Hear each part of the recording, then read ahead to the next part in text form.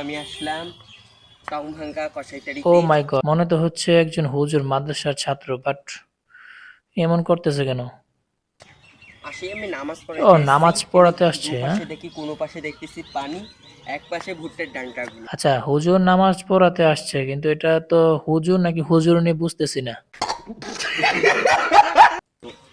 আর তার চারপাখে অনেক সুন্দর লাগতেছে আমাকে এই রাস্তার ভিতরে আজকে সন্ধ্যাতে আসে। তারপর অনেক অটো এই যাইতেছে দেখেন। হয়েছে আনন্দিত আর লাগে না।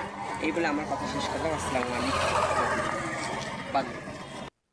আচ্ছা, বুঝলাম না এটা হুজুর নাকি হিজড়া, আমি এটাই তো বুঝতেছি না।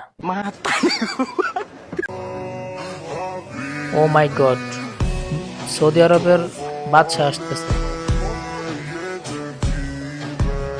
শেখ শেখ শেখ শেখের এটা হচ্ছে নিজস্ব রেস্টুরেন্ট, এখানে খেতে আসছে আর কি হুজুর, মানে সৌদি আরবের আমির হতে পারে।